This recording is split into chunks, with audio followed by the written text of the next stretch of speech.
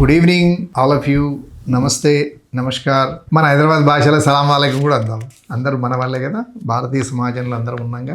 మిత్రులందరికీ వందనాలు మరొకసారి. ఇప్పుడు ఒక సోషల్ జంక్చర్ అంటే ఒక సామాజిక పరిణామ క్రమంలో గురించి ఒక కొత్త రకమైన వీడియో. అందులో ముఖ్యంగా ఎందుకు అనుకుంటున్నది అంటే దానికి సంబంధించిన సర్టిఫికేట్లు అన్నీ మేమే ఇవ్వాలి, రెవెన్యూ వాళ్ళే ఇవ్వాలి. దాంట్లో విఆర్ఓ ఉంటాడు, దాంట్లో ఆర్ఐ ఉంటాడు, దాంట్లో డిప్యూటీ తహసీల్దార్ ఉంటాడు, దాంట్లో తహసీల్దార్ ఉంటాడు, దాంట్లో ఆర్డీఓ ఉంటాడు. అదే అంశం అది రోజు నిరంతరాయంగా విలువలేని పనిగా రెవెన్యూ శాఖ ఉన్నది. Issuance of caste certificate, issuance of nativity certificate, issue of residence certificate. అయితే ముందుగా నేను క్యాస్ట్ సర్టిఫికేటు దాని పుట్టు పూర్వోత్తరాలు చెప్తాను.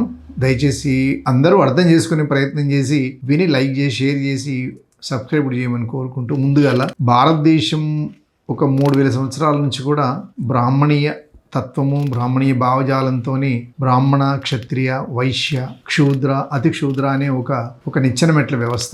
వేదాలలో పురుష సూక్తం ఏముంటుందంటే బ్రహ్మ ముఖంలోంచి బ్రహ్మ పుడతాడు, భుజాల్లోంచి క్షత్రియుడు పుడతాడు, కాళ్ళు తోడల నుంచి బొర్ర నుంచి ఏమో వైశ్యుడు వస్తాడు, కాళ్ళ దగ్గర నుంచి అంటే పిక్కల దగ్గర నుంచి క్షత్రియుడు వస్తాడు, పాదాల దగ్గర నుంచి అతి క్షూద్రుడు వస్తాడు. ఇది వ్యవస్థ. ఆ రకంగా అవమానాలకి, అన్యాయాలకి గురవుతూ వస్తున్న సమాజం ఒకటి ఉంటే అన్ని రకాలుగా ఆనందాలు పొందుతున్న సమాజం ఒకటి ఉంది. అయితే రాను రాను దీనివల్ల సమాజం అర్థం చేసుకొని ఇవన్నీ అయిన తర్వాత కూడా ఎన్నో స్వతంత్ర పోరాటాలు, మొఘల్ రాజ్యాలు అవన్నీ వెళ్ళిపోయిన తర్వాత మనకు స్వతంత్రం, విడిగా రాజ్యాంగం రాసుకున్నాం. దానికి కాన్స్టిట్యూషన్ అసెంబ్లీ చైర్మన్గా అంబేద్కర్ కులాలు, ఎన్ని కులాలు ఉన్నాయి అనే దాని మీద కూడా రాసుకున్నాం. ఆయన నిరంతర పోరాటం చేసిండు. ఎస్సీలకు, ఎస్టీలకు ఒక న్యాయమైన వాళ్ళెంతో వాళ్ళకంత రిజర్వేషన్ తీసుకొని కొద్దో గొప్ప ఫలాలను అందుకుంటున్నారు. వాళ్ళు ఎటు తిరిగి వాళ్ళు ఈ పైనున్న 3 వర్గాలు ఏవైతే ఉన్నాయో బ్రాహ్మణ, క్షత్రియ, వైశ్య, వాళ్ళు అన్ని రకాలుగా భారతదేశ ఫలాలు 3 పువ్వులు 6 కాయలు, కోటాను కోట్లు, వందలు, వేలు, లక్షల కోట్లు వాళ్ళ దగ్గరనే ఉన్నాయి. ఇక మిగిలిందెల్లా బీసీ సమాజం. బ్యాక్వర్డ్ క్లాస్ కూడా అంబేద్కర్ టచ్ చేశాడు. ఆయనకు కోఆపరేషన్ సరిగా అందక అక్కడితో ఆగిపోయి వీళ్ళకి అడిక్వెసీ అంటే వాళ్లకు తగినంత న్యాయం జరగమని చెప్తూ అంతటితోనే అతను క్లోజ్ అయిపోతాడు. అయితే ఆ రోజుల్లో ఐడెంటిఫై చేయబడ్డ దాదాపు 3892 కులాలు ఉన్నాయి భారతదేశం మొత్తం. అదంతటా కాశ్మీర్ నుంచి కన్యాకుమారి దాకా అన్ని రకాల రాష్ట్రాలు, అన్ని రకాల భాషా ప్రయుక్త రాష్ట్రాలు, అన్ని రకాల కేంద్ర పాలిత ప్రాంతం అంతా కలిపి ఇన్ని కులాలు. వీళ్ళందరికీ న్యాయం చేయాలి అని అంటే ఎట్లా అనే దాని మీద నెహ్రూకి ఇష్టం లేదు, గాంధీకి అసలే ఇష్టం లేదు. ఎవరికి ఇష్టం ఉన్నా లేకున్నా అంబేద్కర్ చేసిన ప్రతిపాదనను కాదనలేక పార్లమెంట్లో ఉన్నటువంటి బీసీ నాయకులు ఏమాత్రం ప్రజెంటేషన్, ఏమాత్రం ఇనిషియేట్ తీసుకొని బీసీ నాయకుల పట్ల అయిష్టత చూపకుండానే ఏదో చేస్తున్నట్టుగా మనం అనుకోవచ్చు. ఆ అనుకొని ఇంకా వీళ్ళ పట్ల కొంత ఎంక్వైరీ అవసరం అని చెప్పి కాకా కలేల్కర్ అని ఒక మహారాష్ట్ర బ్రాహ్మణ్కి ఒక చెప్తాడు నెహ్రూ. ఆయన ఏమీ చేయడు. దాన్ని అది తీసుకుపోయి అక్కడ మొత్తానికైతే కులాలు ఐడెంటిఫై చేసి పక్కన పడేసి ఆ కాకా కలేల్కర్ అయిపోయిన తర్వాత ఒక 30-40 ఏళ్ళు అలా పడి ఉండిపోయింది. దాని తదనంతరం ఇంకెవరు ఏం మాట్లాడకుండా బీసీ సమాజంలో వస్తున్నటువంటి కొంచెం పరివర్తనను రాను ప్రధానమంత్రులు మారిపోయాక వీళ్ళు ఎంతమందిరు అంత రిజర్వేషన్ అడుగుతారు అనేది కానీ కాకుండా ఎంతో కొంత రిజర్వేషన్ ఇవ్వాలనే ఉద్దేశంతో విపి సింగ్ ప్రధానమంత్రిగా ఉన్నప్పుడు కొంత రిజర్వేషన్ అని తీసుకుని ఇచ్చిండు. దాన్ని ఇమ్మీడియట్ కౌంటర్ చేస్తూ పై కులాల వాళ్ళు ఈ 3 అగ్రవర్ణాలు కమండల యాత్ర తీసుకొని వచ్చి దాన్ని న్యూట్రలైజ్ చేసి ఆయన ఉద్యోగం తొలగించేసి సందర్భంగా తీసుకురాబడ్డదే మండల్ కమిషన్. ఆ మండల్ కమిషన్ ద్వారా 27% అనేది సుప్రీంకోర్టు రాజ్యాంగ ధర్మాసనం, పూర్తి స్థాయి ధర్మాసనము బీసీలకు ఒక 27%గా ఇచ్చింది. అది అలా నడుస్తూ ఉంది కేంద్రంలో. అది ఎక్కడా ప్రాపర్గా అమలు అవుతలేదు. అయినా కూడా ఆయా రాష్ట్రాలలో ఎంతో కొంత తీసుకుంటున్నారు ఆ ఫలాలు. 75 సంవత్సరాల తదనంతరం కూడా అన్ని రాష్ట్రాలలో ఈ వెనుకబాటుతనం అనేది కొట్టొచ్చినట్టు కనబడుతుంది. అన్ని ఫలాలు అందుకోకుండా వెనుకబడ్డ కులాలకు ఏమీ లేదు. ప్రభుత్వాలు మారుతూ ఉన్నాయి. ఒకటేమో దున్నేవాడికి మూమెంట్ ఒక ఎజెండాతో కొన్నేళ్ళు వచ్చింది, కొన్నేళ్ళేమో ఏది గరీబీ హటావో అని చెప్పి ఒక ప్రధానమంత్రి. ఆ వెంటనే పేదలకు రకరకాల రిజర్వేషన్ పేరు మీద ఒకటి వచ్చింది. ఎంబడే ఆవులు పిక్చర్లకు వచ్చాయి. అది తర్వాత శ్రీరాముడు వచ్చిండు. ఆ తర్వాత విద్వేషపూరిత రాజకీయాలు వచ్చాయి. ఇవన్నీ వస్తున్నా కూడా ఇప్పుడు చివరికి మిగిలిపోయింది ఏంటంటే బీసీ ఉద్యమాలు. బీసీలను మరిస్తే మనకి ఎంత సమస్యనో వాళ్ళకి అర్థమయ్యి ఇప్పుడు కొద్దిగా బీసీలు కొంచెం చైతన్యవంతమవుతారనే దృష్టికోణంలో ప్రభుత్వాలు ఇంకా తప్పదు.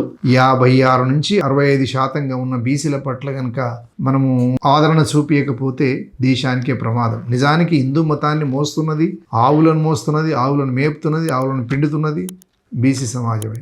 శ్రీరాముని తలకెత్తుకుంటుంది బీసీ సమాజమే. హిందూ మతం పేరు మీద ఆనాడు ఎవరైతే అనుకోలేమని, ఒక మతం పేరు మీద ఒక రాజ్యం ప్రభుత్వం వస్తుందని. ఇప్పుడు ఈవెన్ ముస్లిం కంట్రీస్లో కూడా మతమే ఉంటుంది, రాజకీయాలే ఉంటాయి. భారతదేశంలోనే ఇప్పుడు కొత్తగా వస్తున్న ప్రభుత్వాలు మతాన్ని రాజకీయాన్ని సమ్మిళితం చేసి రాజ్యం వెళ్తున్న దశ ఇది. ఈ సందర్భంగానే బీసీ సమాజానికి ఇప్పుడు ఖచ్చితంగా ఒక చర్చ అనేది తీసుకొస్తున్నాం. ఇవన్నిటి కూడా ఈ కులాలకు సంబంధించినటువంటి ఎవరు ఏంది అనేది, ఏ రాష్ట్రంలో ఏది అనేది అక్కడి నుంచి పోకుండా డైరెక్ట్గా మనం తెలుగు రాష్ట్రాలు షార్ట్ కట్కి వస్తాం. ఒక 50 ఏళ్ల క్రితమే నిజాం ప్రభుత్వంలో ఉన్నటువంటి ఒక మహోన్నతమైన మేధావి, ఒక స్కాలరు, ఒక ఫిలాసఫరు సర్ సిరాజుల్ హసన్ అని చెప్పి ఆంధ్రప్రదేశ్లో అన్ని కులాల మీద తిరిగి ఎవరెవరు వృత్తులు ఏమేమిటి అనేది రాసుకున్నాడు. అది మళ్ళా ఒక 60-70 ఏళ్ళ తర్వాత మళ్ళీ ఇదొక చర్చని లేవదీసి బీసీలకు ఏదో ఒకటి ఇవ్వాలి అనే ఉద్దేశంతో అనంతరామన్ కమిషన్ అని చెప్పి ఆనాటి ఐఏఎస్ అధికారిగా ఉన్నటువంటి ఒక కమిషన్ను అపాయింట్ చేసి బీసీలు లెక్క తీయమని చెప్పి అడిగారు. ఆయన బాగా కష్టపడ్డాడు. అందులో backward class, most backward class, కొంతమంది దొంగతనాలు వృత్తిగా బతికే కులాలు, కొంతమంది దొంగతనాల మీద ఇంకా దొంగతనాలు, బెగ్గర్స్కు సంబంధించిన కులాలు తీసుకున్నాడు. బెగ్గర్స్ దగ్గర మరీ బెగ్గరు, తర్వాత ఉత్పత్తి కులాలు, తర్వాత ఆశ్రిత కులాలు, ఇవన్నీ విడిగా చేసి వాటిని గ్రూపులుగా విడదీసి వాళ్ళకు రిజర్వేషన్ కల్పించాలని చెప్పి ఇవ్వడం జరిగింది. ఆయన కూడా ప్రతి కులాన్ని స్టడీ చేసిండు. ఆయన కుల చరిత్ర రాసిండు. వాళ్ళ వృత్తి ఏంది, వాళ్ళ సంప్రదాయం ఏంది, వాళ్ళ పెళ్లిళ్ళ పద్ధతి ఏంది, వాళ్ళు చనిపోతే ఏం చేస్తారు, తర్వాత వాళ్ళ కుటుంబ నేపథ్యం ఎట్లా ఉంటుందని ఆయన రాసిండు. కర్ణాటకలో మన తెలుగు రాష్ట్ర ఓబులపతి చెన్నపరెడ్డి రాశారు. ఆయనది కూడా ఒక అద్భుతమైన కావ్యంగా ఉన్నది. తర్వాత కర్ణాటకలో కూడా ఏది తమిళనాడు రాష్ట్రంలో ఆయనది కూడా ఒక మహోన్నతమైన చరిత్ర. నాకు తెలిసినంత వరకు ఇంత అంటే ఆ రోజుల్లో ఇది ఒక మహాగ్రంథమే అనుకోవచ్చు. మనకు ఆనాటి ఉన్న సామాజిక పరిస్థితులు, ఆర్థిక పరిస్థితులు, ఆయనకి ఇది ఒక పెద్ద బుక్కే. హైదరాబాద్ ఎగ్జిబిషన్లో ఉన్నది సిరాజుల్ హసన్, ఒక అద్భుతమైన పుస్తకం. నిజాం గవర్నమెంట్ డొమైన్లో తీసినటువంటి పుస్తకం ఇది ఒకటి. దీని తర్వాత ఇంకా చాలా సంవత్సరాల వరకు వేరే వేరే పుస్తకాలు వచ్చినాయి, కానీ నాకు అందుబాటులో లేవు. ఇక ఇమ్మీడియట్గా ఇది అన్ని కులాలని, ఇందులో కేవలం బీసీలు మాత్రమే ఉన్నారు ఇందులో. దాంతోపాటు బీసీ సమాజానికి వచ్చేటప్పటికి అప్పటికే బీసీలు ఒక హక్కుగా కోరుతున్న సమయంలో కర్ణాటక వేసింది, తమిళనాడు వేసింది, తర్వాత మహారాష్ట్ర, ఇవన్నీ రాష్ట్రాలలో కూడా బీసీలకు సంబంధించిన కౌంట్ ఒకటి కావాలనే ఉద్దేశంతో తీసుకొస్తే ఇది మన ఆంధ్రప్రదేశ్ సంబంధించి అనంతరామన్ కమిటీ అని ఒకటి వేసి ప్రతి కుల చరిత్ర తీసుకోవాలని చెప్పారు. అసలు ఏంది, వాళ్ళు ఎంతమంది ఉన్నారు, వాళ్ళ జీవన విధానం ఏంది, వాళ్ళు ఎంతమంది ఉన్నారు, వాళ్ళ విద్య ఏంది, వాళ్ళ ఆదాయం ఏంది, రాజకీయంగా, ఆర్థికంగా, సామాజిక స్థితిగతులను రాయమని చెప్పి ఈయనను అపాయింట్ చేస్తే ప్రతి జిల్లా తిరిగిండు. ప్రతి జిల్లా తిరిగి కలెక్టరు అందరిని పట్టుకొని కుల చరిత్రలు రాసిండు. తర్వాత ఎంతోమంది రాసుకుంటూ వచ్చినప్పటికీ ఇంకా అది రిజర్వేషన్లు అనే అంశం వచ్చేటప్పటికి ఇంకా డీటెయిల్గా వెళ్ళినటువంటి చరిత్రలు కూడా రాశారు కొంతమంది. కుల చరిత్ర డిడి కోశాంబి అని ఒకటి, తర్వాత ఇంకా చాలామంది ఉన్నారు. ఇప్పుడు ఆంధ్రప్రదేశ్లో పౌరకుల సంఘం తరఫున బాలగోపాల్ అని చెప్పి ఆయన ఒక పుస్తకం రాశాడు. అసలు చరిత్ర ఏంది, కులం ఏంది, రిజర్వేషన్లు ఏంది అనే అంశం మీద. అసలు ఈ స్ఫూర్తి కూడా అంబేద్కర్ ఎస్సీలకు ఇచ్చినటువంటి రిజర్వేషన్ను బీసీలకు ఎందుకు కూడా స్ఫూర్తితోనే ప్రస్తుత సందర్భంగా ఇవన్నీ రావడం జరిగింది.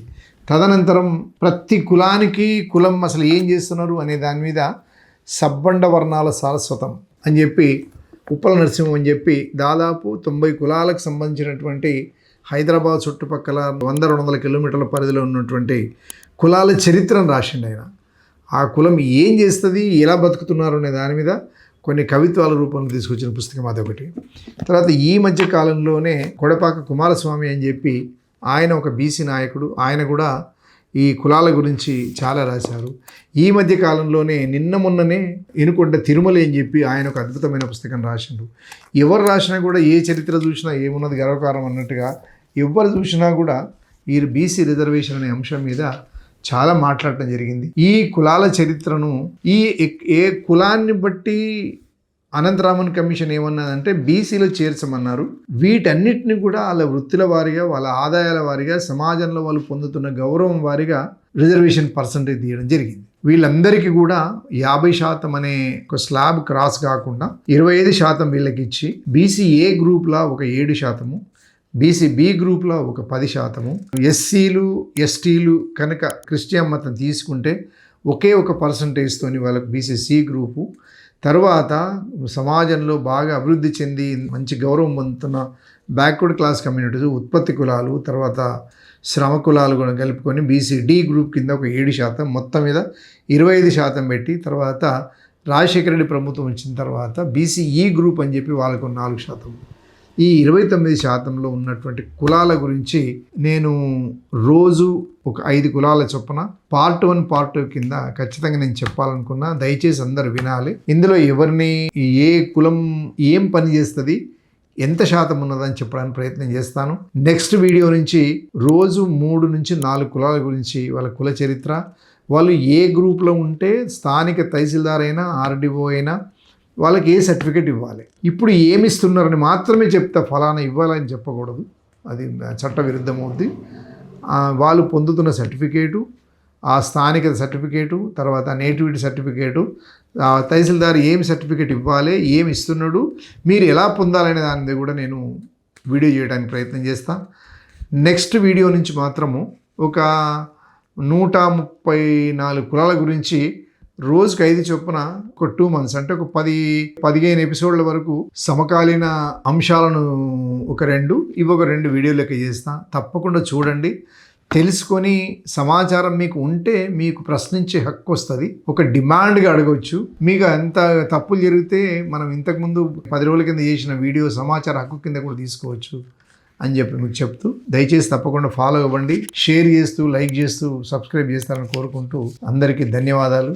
మరొకసారి కూడా థ్యాంక్ యూ వెరీ మచ్.